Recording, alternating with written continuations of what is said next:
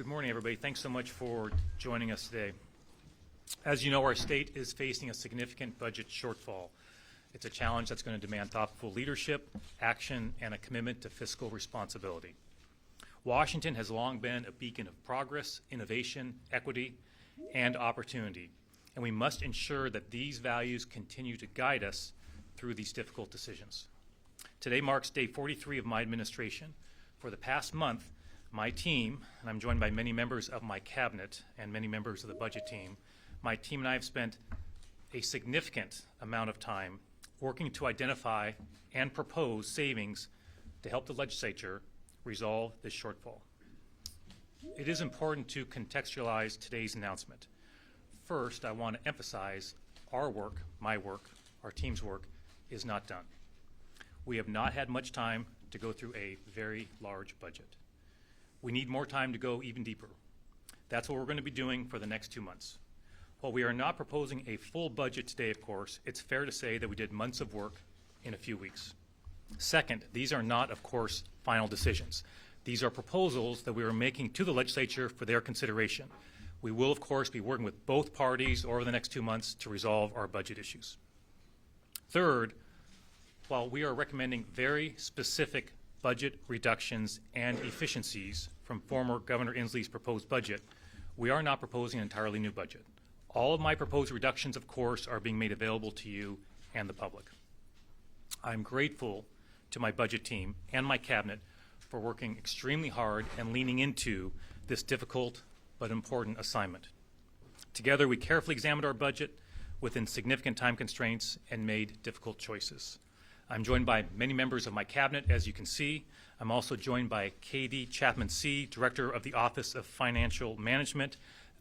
Katie has been a huge help, and her team, as you might imagine, through this process. Katie will, of course, help me in answering any specific questions you may have about the budget, and will be available afterwards for one-on-ones if you have individual questions for her as well. After this initial review of the past several weeks, I'm recommending approximately $4 billion in savings to the state budget. The precise number is $3,926,404,000. These savings are in addition to Governor Inslee's proposal, which reduced the shortfall by an additional $3 billion.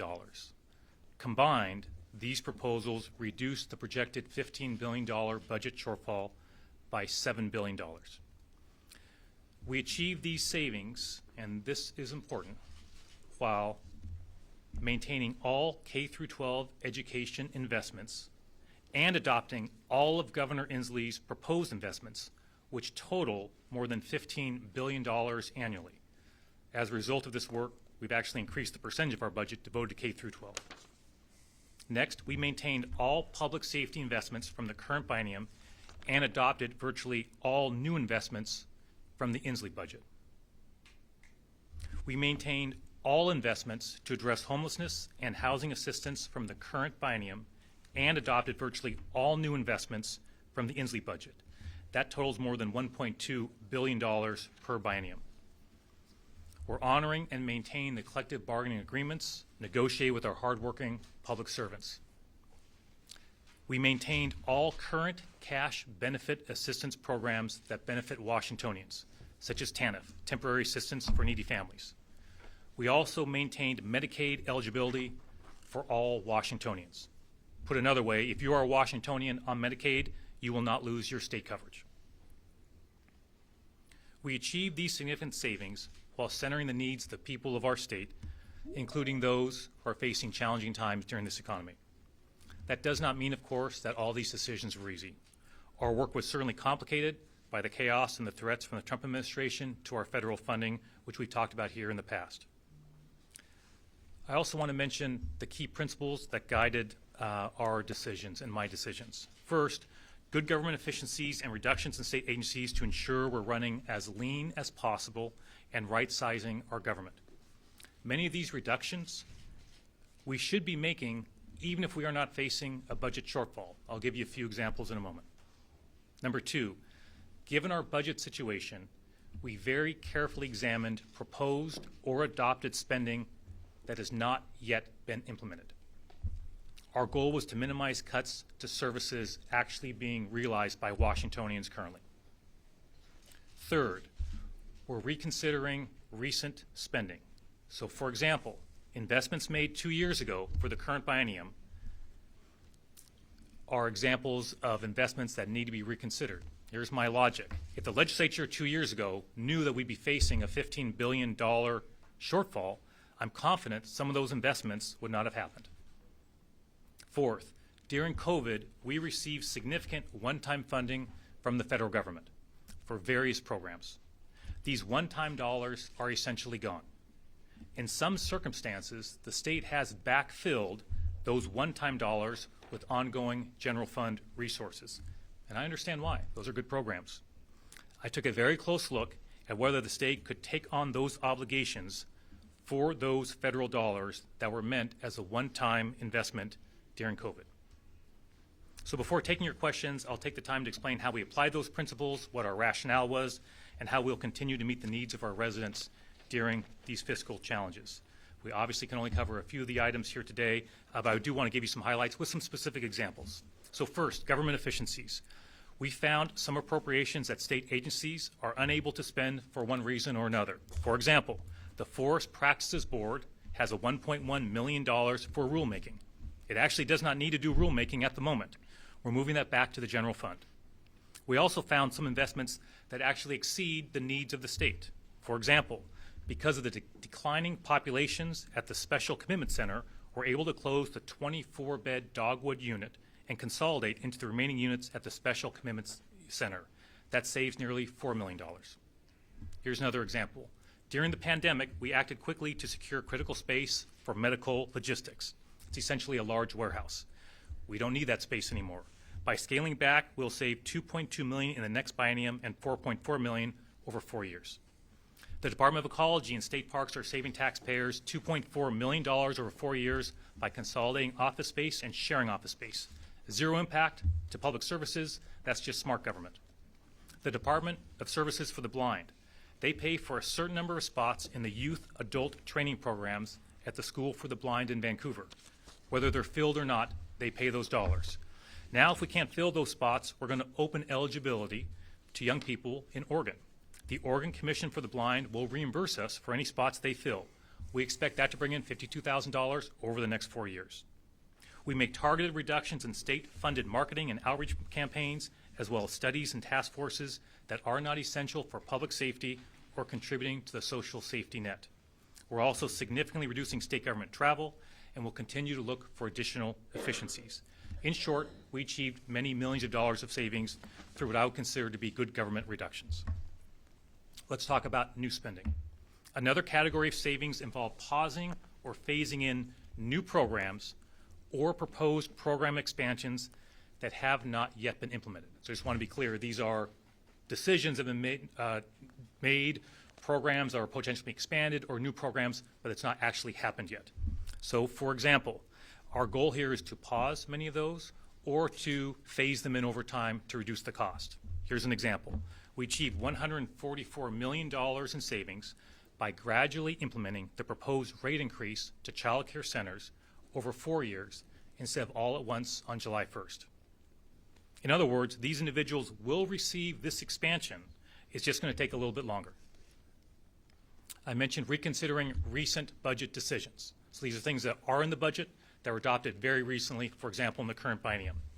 And my logic there was, hey, if the legislature knew 2 years ago what our budget shortfall was going to be, they might want to reconsider those decisions. So for example, we went from spending $14 million annually, this is from our general fund, in 2021 on foundational public health to spending more than $155 million per year. So I just want to repeat that, right? So for foundational public health, very important programs, these dollars are invested throughout our state. The state was spending $14 million from our general fund in 2021. There have been increases to those important programs, and that's gone to $155 million per year. I propose reducing that to $133 million per year. That saves us many tens of millions of dollars over the course of the next 4 years. I will say I understand how important these programs are. When I was on the King County Council, I served on the King County Public Health Board, so I have an appreciation for that. I sat through many budget hearings, discussions about programs that public health provides. So yes, we are scaling that back, but it is still a dramatic increase just in the last 4 or 5 years on our investments in that program. But given our budget constraints, we need to dial that back a little bit. Limiting replacement to one-time funding. We also looked at programs where the federal government gave us one-time COVID money. Those are good programs, but the federal money is essentially gone. We cannot continue backfilling those programs indefinitely with general fund dollars. I'll give you an example. The Washington State Department of Agriculture provides assistance to food banks, an important program. As recently as 2019, that program received $12 million in general fund support per biennium. During the pandemic, the state used one-time federal funds to temporarily increase the program during that challenging time for a lot of Washingtonians. So in the 2021 to 23 biennium, $128 million in one-time federal dollars went into that program. As that federal funding has declined significantly, the legislature has invested substantial funding to backfill those federal dollars. I propose we limit the general fund investment to $82 million for the next biennium, which is still 6 times greater than our general fund investment from just 6 years ago. I will also note, I know from personal experience how important food banks are. I used to direct an emergency service office. That was my job after I finished college. My job was folks from this neighborhood would come in, they would seek assistance for food and utility bills. My job in the evening was to deliver the food to their homes every evening. That was a part of my job for a year. So I understand how important those programs are. But in these challenging budget times, we need to scale our investments accordingly. We cannot backfill all those federal funds for that program. Additional savings. I'm going to talk briefly about the collective bargaining agreement. And I want to speak directly to our state workers, who are the backbone of our state and, of course, our state government. You all provide critical services to the people of our state, which I value. That's why we must honor the collective bargaining agreements negotiated with those workers. That is a contract, and we're going to honor that. Given our budget situation, however, I am proposing more than $300 million in savings by requiring most state employees to take a furlough day, 1 day a month for the next 2 years. Certain public employees will be exempt, including troopers patrolling our roads, staff working our prisons, and state hospitals. I believe this is necessary to preserve the funding for the compensation increases they earned and negotiated. I continue to support full funding for the collective bargaining increases.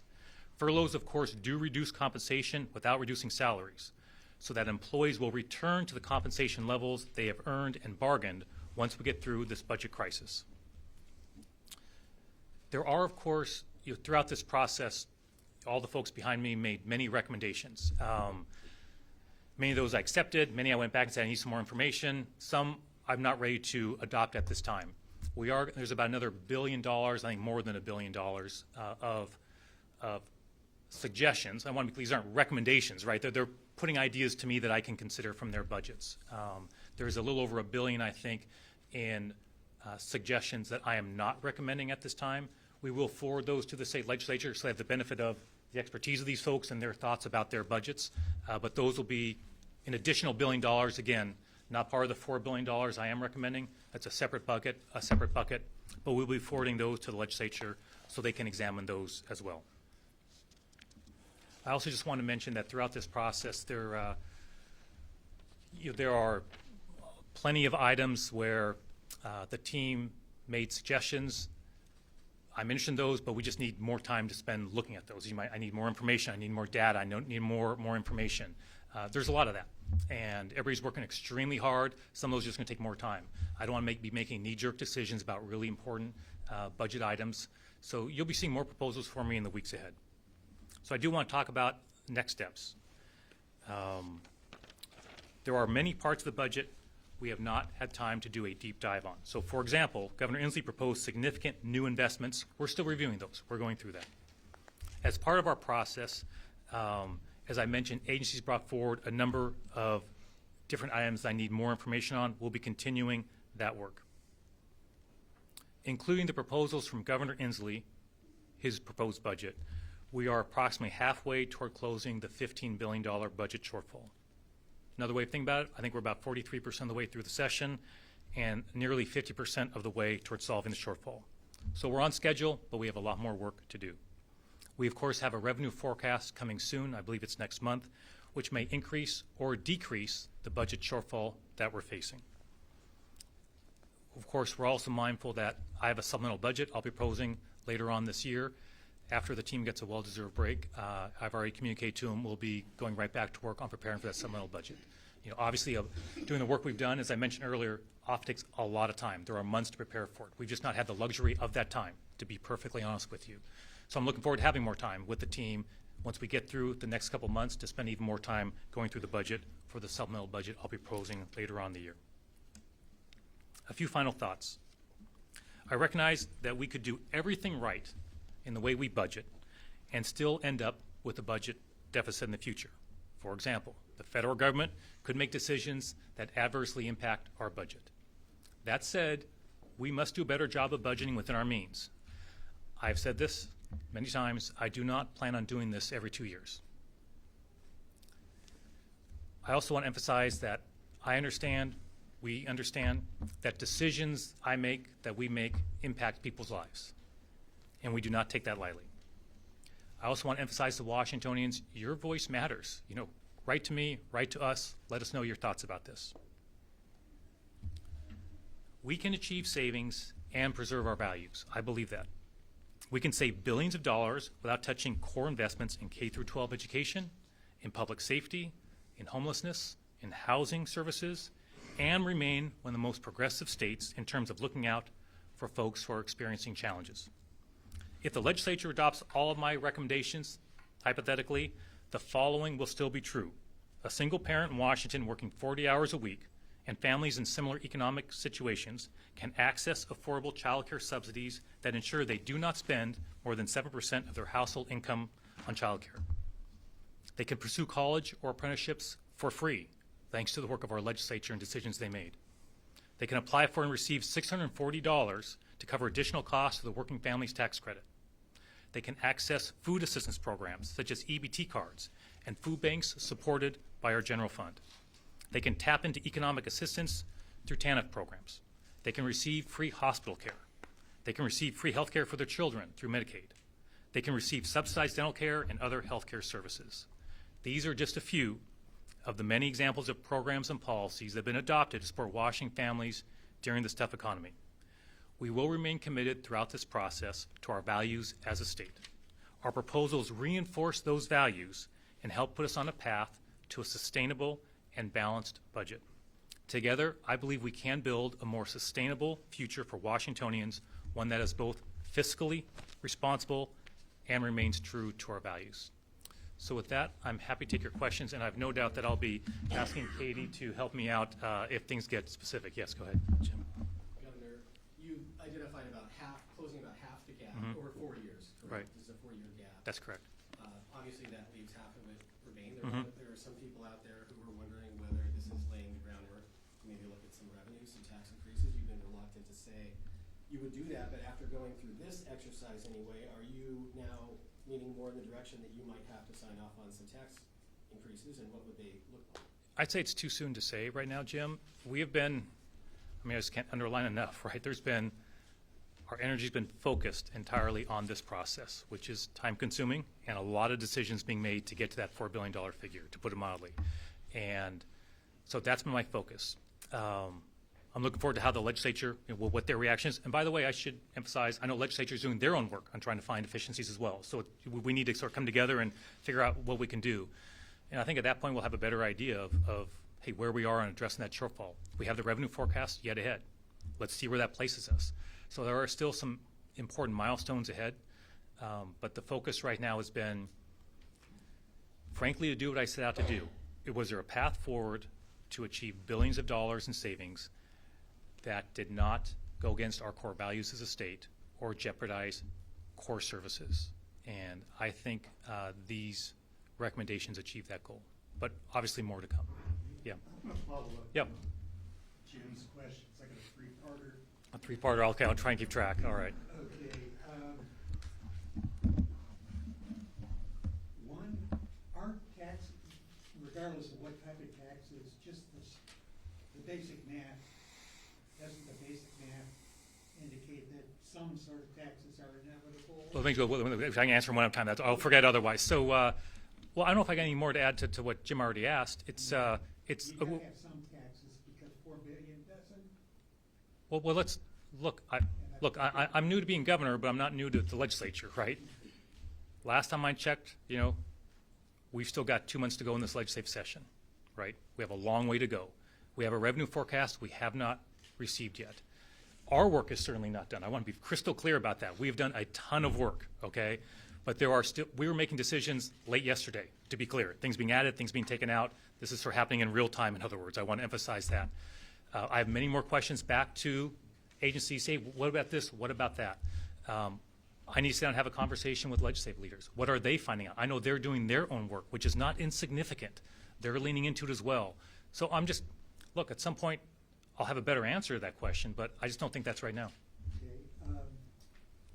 has the 6% across the agency's budget cut, has that been factored in yet? And That's what this is. That's essentially so. this is the 6%.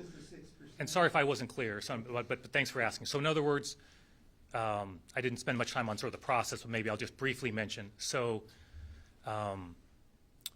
what I did was I asked all the agencies to submit 6% reductions. We've spent the last several weeks going through those, like literally every single one of them. Sometimes we said, great, we can take them. More often it was, hey, a phone call back, checking in, what about this? I'm not excited about that cut. Is there another alternative? You get the idea. But this $4 billion that we're proposing comes, I think it's fair to say, primarily from those proposals in response to my request for the 6% reductions, yes. Final, and again, I'm gonna challenge the math. Yeah. This is a total guesstimate on my part. Okay. And I could be easily proven wrong, but I looked at the embargoed sheet and have been keeping tabs on what you've been talking about here. Mm-hmm. It doesn't look like, the most that I could come up with is roughly $1 billion out of a $4 billion shortfall, so how do you get to the 50%, or should I be challenging the 50%? Well, welcome any challenge. So we believe we're looking at approximately, and things can be subject to change based on revenue forecasts and everything else, approximately a $15 billion shortfall over the next 4 years, right? What I'm proposing today are $4 billion in savings. Governor Inslee's proposal had another $3 billion. Put those together, that's your $7 billion out of $15 billion. We're obviously using round numbers. So as I said before, is there still work to do? Of course. Will the legislature adopt every one of my recommendations? Maybe, maybe not, right? But they're going to have their own recommendations. I know they are doing their own work, right? They'll have their own ideas, right? Which I look forward to reviewing what they've got. So I just think, just being honest, I think we're still in February. If we're still in February, look, we still have a ways to go before we get to the end of the session. And so my approach in life is one step at a time and focus on the step that's in front of you. This is the step that's in front of us, is to see, could we get another $4 billion without impacting those core services? And I think that's what we've done. Governor, Thanks. Just one second, I'll just go in order here. Yeah, go ahead. How are you getting to that $15 billion shortfall number? Everyone seems to have a different number. I have seen different numbers. This is what my team has advised. Look, we get that it's fluid. It depends on how you calculate it. We think $15 billion is a number. I think the legislature is largely using that as well. And that's the number that we worked off of this. Yes, go ahead. so Inslee's budget included the idea of transferring, I think, more than $1.5 billion out of the rainy day fund into the general fund, paying that back later on. It's an idea that Democratic leadership has said they will include in their budget proposals. The Treasurer's Office is opposed to it. Right. Where do you stand on this idea of essentially borrowing most of the money out of the rainy day fund and then paying it back in 28, 2029, just given the uncertainty about federal dollars, Yeah. potential cuts, and then, not knowing what revenue is going to look like? Yeah, so in terms of the governor's proposed budget on things he had in there, I've not taken position on each and every one of those. I want to be clear about that. We've focused on the assignment in front of us. That said, I don't disagree with anything you said about, hey, the potential challenges with that, especially in light of what might be coming from the federal government. To preserve our reserves is going to be important, and for our credit rating. So we'll be having those conversations with the legislature. I think it's important to preserve that. But those will be conversations we have. So I'm not going to lock myself in right this very moment, but those will be conversations we're having. Yes? Could you please elaborate on the estimated $15 billion shortfall Jake just asked about it, but yesterday we were in a media availability with Democratic leadership, and they were referencing a $12 billion estimated shortfall. Yeah, what's the difference in the $3 billion? I'm not sure, Katie, if you can, this is Katie, everybody, as you know. Thanks. I think that number is looking at Governor Inslee's policy level proposal for increases in the budget, but I have a paper that I'm happy to walk folks through sort of to get to that specific number. I probably hit 15 if that works. Yeah. Thanks. Governor? Yes. I'm hoping you can clarify a couple of things because we're doing a story problem here on the fly with all the math. And there's a couple of big chunks here that are a little vague. One being the rolling back the clock on the recent spending. Obviously, there was a $2 billion increase in the last budget. Right. What exactly does rolling back the spending mean? And what exactly does all these travel cuts mean? What's the number on that factors into this? So the rolling back the clock, what that is a principle that I applied to this, Chris, which is, hey, if we go back 2 years, for example, when decisions are made for the current biennium, investments were made by the legislature. My sense is if they knew at that time what the projected shortfall was going to be, they might not have made all those decisions. So one thing that I've done, this is just a principle, right, for your story, just to give a sense, I'm trying to give a sense of Washington, is how I prioritized, how I made decisions. And so my feeling was, hey, if there was a decision that was very recent, right, that those should be re-examined in light of the budget shortfall. The legislators might have a different outcome to that. So there are some changes we made, some we left, and we're leaving for we're going to work with the legislature about, right? We don't have time to go through every single one of them, obviously, but for me, that's trying to apply a principle to how we're making difficult decisions and trying to find those savings. In terms of the travel, you're asking for like a dollar amount on that? Yeah, it's just 50% out of state, 25% in state, 10% on equipment. What's that number? Do we have that number, Katie, or can we get that? We can get that number, Yep, yeah. we can get that for you. And we appreciate your patience, but we want to be clear, Chris, right? Last night, I'm calling Katie saying, hey, cut this, add this. Like, this is something that is, and I know you all appreciate, you've been around here a long time, that this process has been a few weeks that would normally be many months. And so we appreciate your understanding about that, but this is literally happening in real time through conversations this morning. And we're just going to pick right back up, give everybody a break for 24 hours, but we'll get right back into it. So I want to be clear, there will be more ahead, but it was really my job to get information to the legislature, right? That they've got deadlines, they've got a budget, these things are happening very quickly. And so we gave ourselves today as our deadline. But we have those numbers, we'll get those for you. But we understand it's a lot of information, of course, by definition.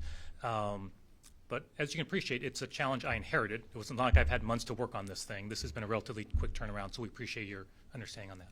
Yes? Of the cuts you unveiled, can you clarify how many of them could be unilaterally implemented through agency heads, and how many would need to be? Oh, good question. by the legislature? Great question. I'll just repeat that so everybody could hear. So the question went to something that was an important part of our conversation is how many of these, of the recommendations can simply be implemented as opposed to needing a change in state law. So that's been a big part of our conversation. Each time, often I would ask that question.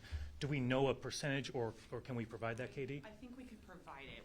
I don't have that number handy. So that has been some. So that is why we also, to Chris's point, is that's why we wanted to get this out today, because we were mindful that a number of these do require legislative action.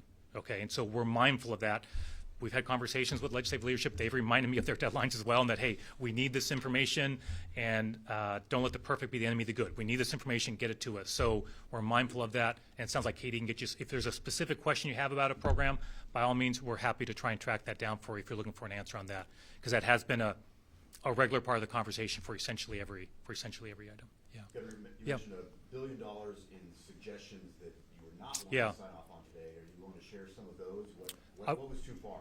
We'll be releasing all of it. So to be clear, that'll be all released, Drew. And I mean, what I would just say is a general matter, and again, I want to emphasize, I appreciate all the suggestions that came to me, right? That's number one. I think it's fair to say that if there was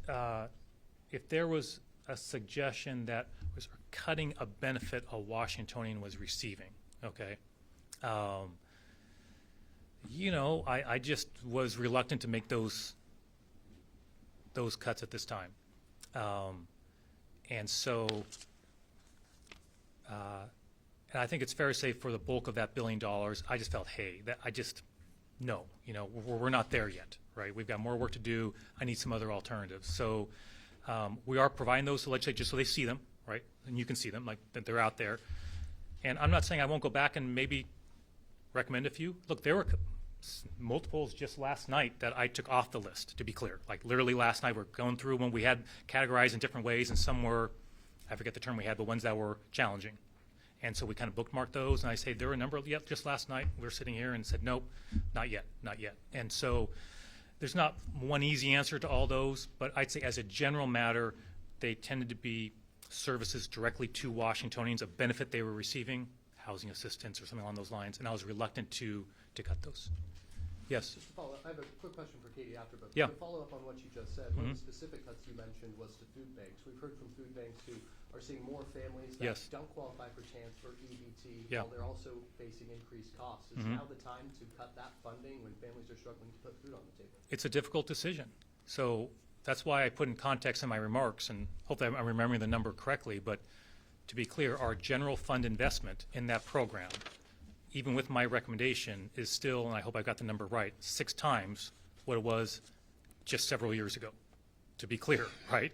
So can it be, so we are thankful the federal government gave us over $100 million in one-time funding, and that helped folks during COVID, but that's an important decision to make. Is it now our obligation to continue that level of funding indefinitely? Look, as someone who has operated a food bank, okay, personally done that, I appreciate the question, for sure. And the good news is the state is not the only provider. There are faith-based organizations. There are others, as you well know. And so I'm confident we can still help folks out. But any fair summary of that proposal, I trust, would include the fact that our general fund endorsement, or the general fund investment is still, I believe, again, hopefully I'm not mixing up which one it was, but I think it's still 6 times what it was just 4 or 5 years ago. And I think for most Washingtonians, that seems like a reasonable investment of the general fund over those years. And but that is not to minimize that. As an example, we spent a lot of time on, as an example, there was a lot of time spent on that very specific issue. What's the right number? Do we touch it? Do we not touch it? What do we do? I don't know the exact amount of time we spent on that one, but it was many conversations over multiple weeks on that one very issue, as an example. So my job was just to do the best, and that was another sort of way I tried to guide my decisions is, hey, trying to take a longer view, looking back over 4 or 5 years of the state's investment, right? And that's not the only one where I'm scaling back a general fund investment, but that investment is still, under my recommendation, significantly more than it was just a few years ago, to be clear. There are other examples. And that just seemed to me, given a budget shortfall, would I want to do that? If there wasn't a budget shortfall, of course I wouldn't do that, right? But look, we're not going to tax our way out of this thing. Not going to happen. $15 billion is a lot of money. And that is an example of what I would describe, again, having personal experience with delivering food to people who need it, as one that I found especially challenging. That's fair. Yeah. Let's do a couple more. Yeah, go ahead. Based on your conversation so far with Democratic leadership in the legislature, how far apart would you say you are from them when it comes to how to address this problem? I mean, they're not even working off the same number you are in terms of the gap you're describing. They're using 12 billion, you're saying 15. They seem fairly resigned to tax increases. So, I mean, how much daylight, I guess, is there between the two parties that are? Oh, I think we're working closely together. It's, a key next step is I'll be very interested with what they come up with for their recommendations. But I know from conversations with leadership, they're doing their own work, right? Just like they know we were doing our own. So there's obviously going to be a coming together on what those are and additional negotiations. So I think it's too soon to say whether we're lined up or opposed or there's daylight or there's not daylight. I just honestly have not been focused on that piece of it. We're in regular communication. They know the work we're doing. They know the reductions that we're proposing, the dollar amounts, and there's a lot of time ahead of us to come together. Yes? Governor, you mentioned one-time funding for COVID-era programs. Yeah.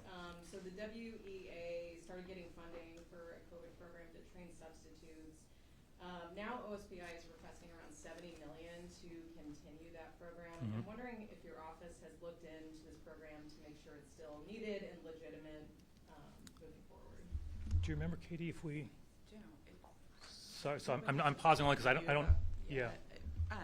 As part of this exercise, we did not look at K-12 spending or reductions. So it may have been something that was considered during the development of Governor Inslee's budget, but we'd have to get back to you on that specific point. And so just be clear, like in terms of the direction I gave the team was, hey, we're not cutting on public safety, we're not cutting on K through 12 education. So I think that is why that was not a part of the conversation. So again, I want to be clear. It's a huge budget. We tried to, in the time we had, to be focused on a pretty big bite at the apple, but it's not everything, right? And so, in my experience, I just felt like I need to give some parameters to the team and to let the people of the state of Washington what my guiding principles are for getting through the shortfall. And one of those was your question, hey, we're not touching K through 12 education. That was one of them. So that's why I wasn't a part of the conversation we've been having the last several weeks. But happy to take a look at that program. Yeah, but happy to take a look at the program. Yes, let's do a couple more. You said that if the legislature maybe knew at the time about the budget deficit, that they facing, maybe spending would have looked a little bit different. What do you think the missing link was, and how do you prevent that moving forward? Well, I did say in my inaugural address that, hey, I forget the exact words I had, but something, words to the effect of, hey, at some point we need to have an honest conversation about how we got here. And that still needs to happen. At this point, I can't spend a lot of time looking back, right? We've got some big challenges right in front of us. But my opinion on that has not changed, right? There will need to be, at the right time, an assessment of how we got here, what can we change in how we budget to avoid having this conversation every 2 years. And I've been very clear that barring a recession, barring the federal government doing something that harms our budget, barring something not in our control, right, I do not want to be having this conversation every 2 years. I'm being crystal clear with everybody to have a conversation about, okay? And so when I've got the time and when my team has the time, yes, we're going to be taking a look at what we can do differently. And look, have there been times in the last few weeks where I've seen things in the budget where I said, hey, come on, what are we doing? What were we doing here? We need to reevaluate those kinds of decisions. So yes, but we just haven't had the bandwidth to focus on that right now, and I think that's the right approach. We got a shortfall, right? We've got a crisis right now. Focus on that. Once we get through it, there'll be time for that conversation. Yes, follow. Oh, sorry. Go ahead. Both of you. Yeah, go ahead. So you talked about the conversation essentially excluding public safety and K-12 education, but Inslee's budget talks about cuts to DOC facilities, and to your savings proposal also talks about warm closures at Western State. Mm-hmm. How are you defining public Fair safety? question, yep. Yeah, it's a good question. We've had that conversation as well, right? Like, hey, does this thing fall in the public safety bucket or not? We've done our best to define that, right, in a way that we think makes sense to Washingtonians. But hey, if you want to ask a specific question, what bucket it was in, we're happy to answer it. But some of these things don't fit neatly into one bucket. They're a program that does multiple things. So we've done our best to define these things in a way that makes sense. Yes. Oh, sorry, go ahead. Is it primarily law enforcement that you're talking about when you say public safety? Oh, that is certainly a piece of it, right? But that is not necessarily everything on that. But again, if there's a specific item you have, hey, let Katie and I know, and we're happy to try and answer specifically how we tried to define it. Yeah. I think we'd appreciate some specifics on the number of furloughs, consolidations, cuts to management and administrative positions. We have that. Yep. But with those cuts that you're proposing, combined with cuts from the federal government, and also today from private employers, we saw, as an example, Starbucks filing a warn notice for 600 jobs. Yes. Are you worried about the general health of the economy right now? Yes. I'll elaborate on it, but yes. I've seen those same headlines and share that concern. That's why I am very interested in seeing what our next forecast is, and deeply concerned what might be coming from the federal government, which is a total wild card, obviously, and which also gets to, as we go forward in this process, I think back to an earlier question on reserves is, we can only control we can control, but we can also anticipate some potential challenges that might be coming our way, the economy in general, or what might be coming from the federal government. And so, all the more reason why we need to make sure we're making difficult decisions, whether that's, right, food assistance with food banks. We need to find the right balance in how we do this budget, but we have to be mindful looking ahead that, hey, the legislature is going to finish this thing hopefully on time, but things could be happening once that legislative session ends and before we're back here again, that could impact our budget situation. So having sufficient reserves, making sure we're balancing this in a way that keeps an eye on those more unpredictable factors is certainly on my mind, yes. Governor, I just wanted to follow up on her question real quick in terms of defining public safety, wildfire mitigation, DNR. Did you touch those funds? Yeah, thanks for asking on that. So first, Dave Updegrove has been very helpful with this, number one. I want to emphasize that. suspect he'd be happy to chat with you about it. So we work with his team. Dave and I exchange messages as well. And so as you know, the investment in preventing firefighters as a state has gone up dramatically. Hopefully I don't get these numbers wrong. Katie, correct me, but I think gone from like $80 million annually, like $400 million annually. I think, okay, so from 80 to 400 million just in the last few years. So appropriately so, right? Thank goodness we've done it. So when we went to the commissioner to ask, he proposed, and Chris, hopefully I'm working off memories, hopefully I get this right, but we'll double check it.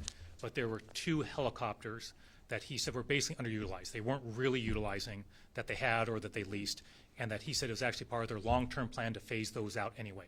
We followed up with him. I was like, hey, when I saw that, I was like, wait a second, are we sure we want to do that? And he let me know, nope, this makes sense. Trust me, we've got significant investments. That's not going to harm our capability to fight forest fires. So that was a reduction, if you want to call it that, obviously in light of a more than $300 million investment, but one that, because I said to Dave Hazer, should we take out from something else from your budget? He said, no, this is one that makes sense, and that this is not going to impair our ability. So once again, that's an example where the general fund investment to address that serious issue has gone up exponentially, as it should.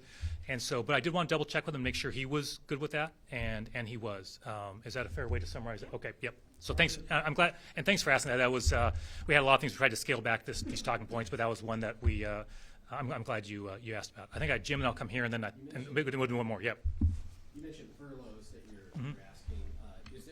Are you contemplating a reduction in the state workforce as part of your budget cutting plans here?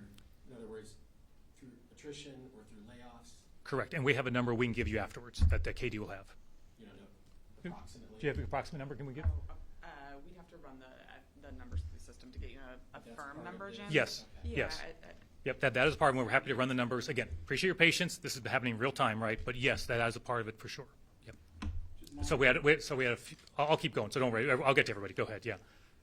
Helicopters, do you have backup helicopters essentially if you're not replacing 2? Yes. Dave made it, the commissioner made it very clear. We exchanged message on this. My team followed up, made it very clear this will not impact or impair their ability to fight forest fires. So that was a follow-up conversation we had. Encourage you to reach out to them directly on that, but I want to be very clear about that. We followed up to make absolutely sure. Yes. Just to be clear, so the remaining $8 billion that's not addressed by the reductions you described, at this stage you're saying you don't have a plan or a preference how that chunk of the deficit gets addressed, and before you put anything forward, you're waiting for the legislature to come up with what they would like to propose, No. and you're waiting to see what the revenue forecast shows. No. Well, I think I'm sorry if I've not been clear. We're going to give everybody a day off, okay, right? And we're going to go right back to going through this budget, okay? So I'm not waiting around for anything. I want to be clear. I have highlighted in response to questions that there are some big things coming, right, that will help inform my decisions, including, hey, what is our revenue forecast, right? That's important. I'm not waiting for it. I want to be clear. If I use that word, my apologies. But I'm not waiting around for it. But I'm keenly interested in what that says, because obviously that could make our challenge deeper. It could make our challenge less significant. I don't know. You don't know. Nobody knows. Number 2, I'm not waiting for the legislature. I want to be crystal clear about that. But I know from conversations they are working very hard on similar work. They know we're working hard on this similar work. We will be comparing notes on what we are proposing and what they propose. The team will work with their staff to say, hey, what have we got, and see a number. I don't know what that number is that they've got at this point, right? But I know they're working extremely hard on that. So it's not that we don't have a plan, right? It's, hey, one step at a time. $15 billion shortfall is significant, to put it very mildly. And so do I have a solution after 1 week or 43 days? Of course not, you know. But after taking 24 hours off, we're going right back through the budget and doing more follow-up with the team, working the legislature, getting more information as appropriate, and making more decisions going forward. So look, you'll be seeing more proposals from me in the coming days and weeks for sure. Yeah. With a better look at the numbers now, is this not the year to pursue the universal breakfast and lunches at schools? That's $500 million over 4 years. Are you willing to think about that another year? Well, we're looking at options for phasing that in as well. For example, we talked about some programs that I'm not defunding. I'm simply saying, hey, you know what? Let's phase those in over time, right? Gradually do that so we still achieve those program benefits for Washingtonians. We just got to scale it in over time. So we're still pursuing what options we have to help families get the benefit of their kids getting free lunches and breakfasts. So no, we're not ruling that one out. But again, we have a lot of time ahead still in this session, and so we're still working on that. But we understand legislators have their priorities. That's just part of how this process plays out, right, Drew? I mean, it's going to be a lot of work ahead of us. Yes. Senator Chris Gildon released a statement that was largely praising the cuts that you unveiled. So I missed the first. My apologies. Could you? Senator Chris Gildon Yes. released a statement that was largely praising the cuts that you released today. Can you talk about some of the discussions that you've had with Republican legislators during this process, just Sure. how involved they were? I guess what I'd say is I appreciate him saying that, number one. Number two, I tend not to get into too much in details of conversations I have with any elected official for obvious reasons. But I feel we've had, in these first weeks, productive conversations with Republican leadership on a range of issues, by the way. Some legislative, but some on the budget. We've kept them informed of, hey, kind of where we're going. Shared information as we've gotten it, shared that with them, and they've shared their feedback on it as well. That does not mean we're exactly aligned, of course, but I believe in working with both parties. I think we need help from everybody in the legislature if we're going to solve this. We welcome any good idea on how we can be more efficient, and so we're going to continue those conversations. Yes. President Trump has sought to undo DEI programs nationwide. At the same time, some Republicans in the Washington State Legislature a couple weeks ago introduced a bill that would, I believe, eliminate the Office of Equity. That's not going to happen. Yeah. Okay. Any sorts of consideration on comparing that? Had a whole press conference here 2 weeks ago about the subject of Donald Trump and DEI, and I think I covered it pretty thoroughly there. We've got our values. We're going to stick with our values, and that's part of what this has been, and that as well. So yeah, that won't happen. Yes. You mentioned protecting K-12 programs, but what kind of policies are or action are going to take to protect funding for higher education, like college? Because federal programs or the federal government is threatening to defund state funded. Yes. So higher ed had, I think it was a 3% cut that we requested from the higher education. Community college had no cuts. I mean, this goes back to the earlier point on, the federal government of what they may or may not do. So obviously, I'm very mindful of what you're referring to, of what's been discussed at the federal level. I'm also mindful that as a state, we've been successful in litigation that has stopped much of what the federal government is trying to do on those reductions. And so, we have to be aware of potential unexpected things that could happen in the future as we do this. That is not specifically right in front of us right now, right? But it is something I'm very aware of. That again gets us back to our conversations about making difficult decisions, right? To your question earlier, right? Or to reserves, right? That is part of, over these next couple of months, being aware of what's out there, the economy, federal government, and trying to land in a budget that meets our needs, that's balanced, preserves our values, is efficient, but also, let me put it this way, I do not have my head in the sand on what's going on in Washington, D.C., trust me on that. And so those are conversations we're also having with both parties, by the way. I mean, to be clear, that's about what could be coming from D.C., and we need to be aware of that as we do this budget. All right, does anybody else have any other questions? Yes. You mentioned in your press release, and you noted too, that the Department of Health needed that warehouse that will save $4.4 million over 4 years. Yeah. What about the supplies in that warehouse? That is a level of detail I did not discuss, but we'll get back to you. So my understanding is the recommendation was we could end that lease, if I recall correctly, and so I'm confident there's a plan for that. But we can get back to you on the details of that. Yep. Governor, are you willing Yes. Are you willing to draw a line in the sand and say you can get this all done by the end of the legislative session, or are you going to need more time? Oh, my goal is, as I suspect the legislature has the same goal, is to end on time. And but the first job is, Washingtonians need to know. I get asked this a lot just by people I run into. Hey, you're going to adopt a balanced budget, as you all know, right? By law, it must be a balanced budget. It has to be done. And so, look, our challenges are significant. That's can't sugarcoat it. But do I feel, after this process, more encouraged that we can finish on time? I do feel more encouraged. Does that mean there's still a long way to go? Of course, there's a very long way to go. But when we started this, I wasn't sure where we're going to land. I really wasn't. And but thanks to the hard work of the team, and they worked extraordinarily hard to get us to this place, which I appreciate. I feel we're on a path, is what I would say, and I think that's what everybody down here wants to see. All right. Hey, thanks so much, everybody, for your questions. And Katie will be around and happy if you have questions. Appreciate your patience. It's a big document, a lot of details, and we'll get you the information you need as quickly as we can. Thanks, everybody. Really appreciate it.